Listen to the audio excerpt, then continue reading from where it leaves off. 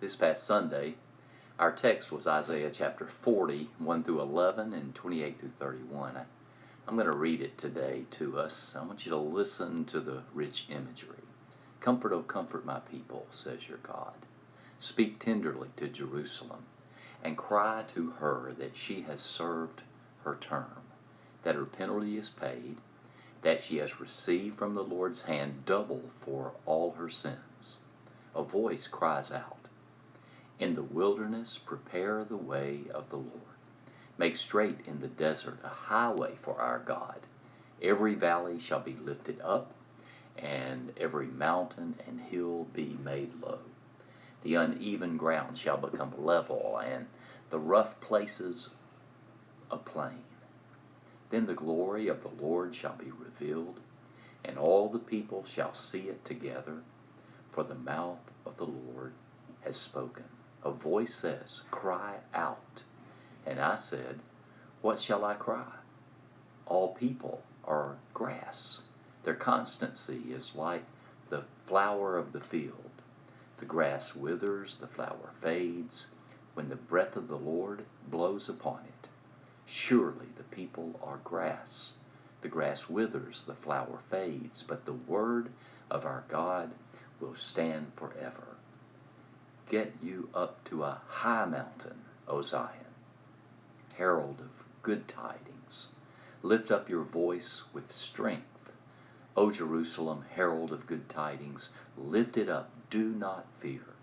Say to the cities of Judah, here is your God.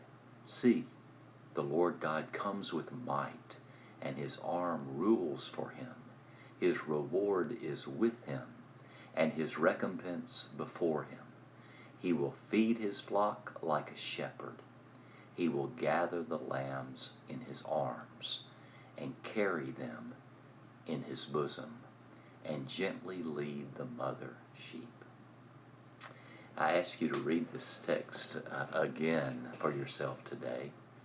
Now as much as ever, I believe the church needs reminding of just how strong and mighty God is.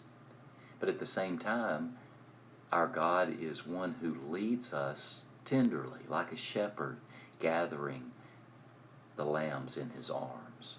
There's truly no one like God. There's none God's equal.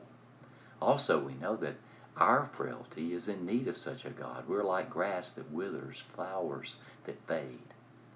It's certainly true in churches today, most certainly now. The landscape has changed so, pastors and church staff across the country scrambling, navigating the current context, while at the same time trying to prepare for a very different world coming out of this pandemic.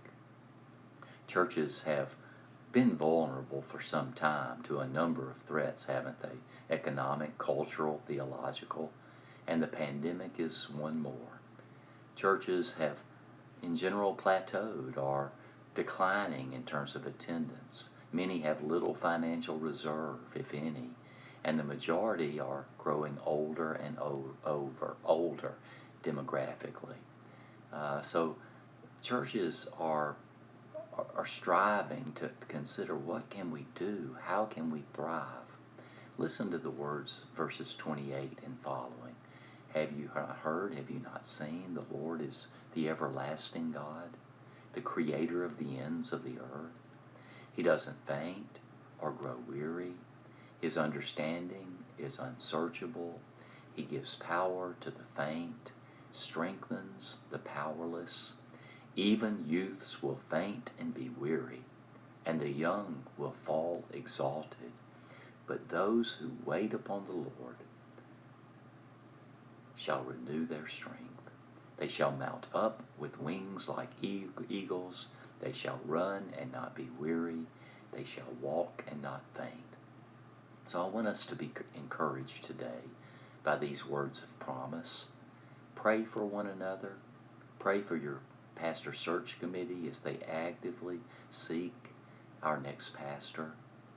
God will strengthen us as we wait upon him. He will renew us. Pray that we will not be weary, that we will not faint. Pray that we will soar like eagles. Bless